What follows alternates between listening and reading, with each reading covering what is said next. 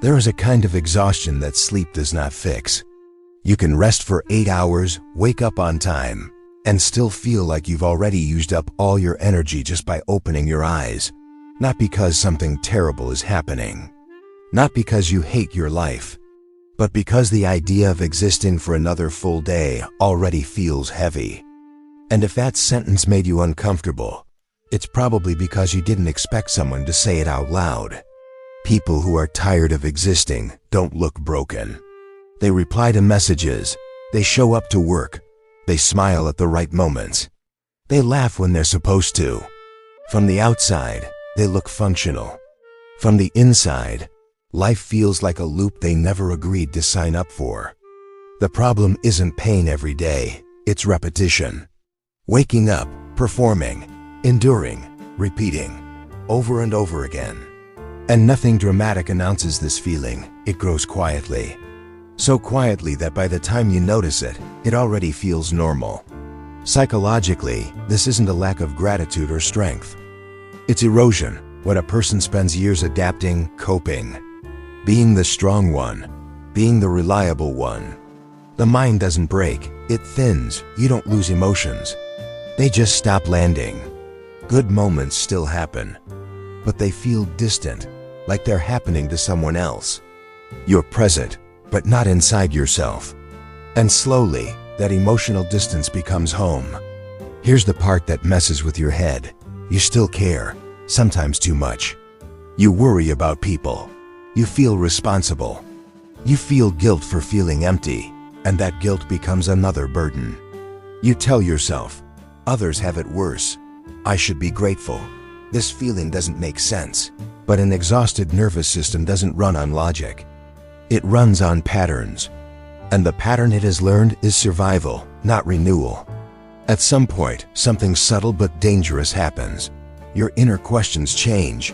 You stop asking, what do I want?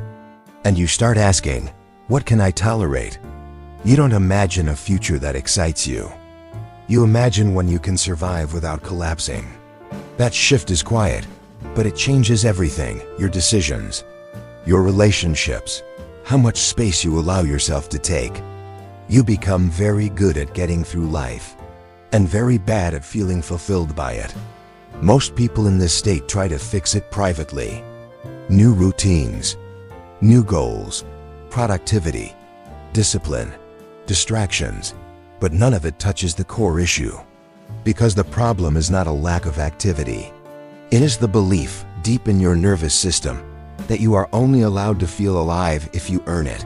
When rest feels unsafe, when vulnerability feels like loss, existence itself starts to feel like a task. There's also a quiet loss of meaning that doesn't come from failure.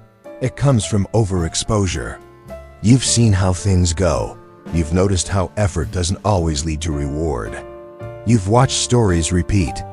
And your brain, which is designed to conserve energy, starts asking a dangerous question. Not, is life worth living? But, is life worth engaging with at full depth? That question doesn't scream, it whispers. Day after day, until disengagement feels safer than hope. There's also a quiet loss of meaning that doesn't come from failure. It comes from overexposure. You've seen how things go. You've noticed how effort doesn't always lead to reward. You've watched stories repeat. And your brain, which is designed to conserve energy, starts asking a dangerous question. Not, is life worth living? But, is life worth engaging with at full depth? That question doesn't scream, it whispers. Day after day, until disengagement feels safer than hope. You might notice something else. Time feels blurry. Days blend together. Weeks pass without memory markers. This isn't laziness. This isn't indifference. It's a protective shutdown. When everything feels like demand, the brain saves energy by reducing emotional investment. You're not broken. You're conserving yourself in the only way you know how. From the outside, nothing looks wrong enough to justify how heavy it feels. And that mismatch creates self-doubt. You question your own perception. You wonder if you're weak, ungrateful, overreacting. But psychological exhaustion doesn't need a disaster. It only needs a long stretch of living in ways that don't fit who you're becoming. Eventually, a realization forms, usually late at night. The problem isn't that life is unbearable. It's that life has become uninhabitable in its current shape. You're not tired of living, you're tired of enduring. And no nervous system can endure forever without withdrawing something essential. This state isn't a dead end. It's a crossroads that feels numb instead of dramatic. Nothing explodes, nothing collapses. But something inside you is asking a question. Are you willing to keep surviving a life you're no longer present in? Or are you ready to face the quiet grief of who you've been pretending to be? That question doesn't demand an answer today. But once you hear it, you don't unhear it.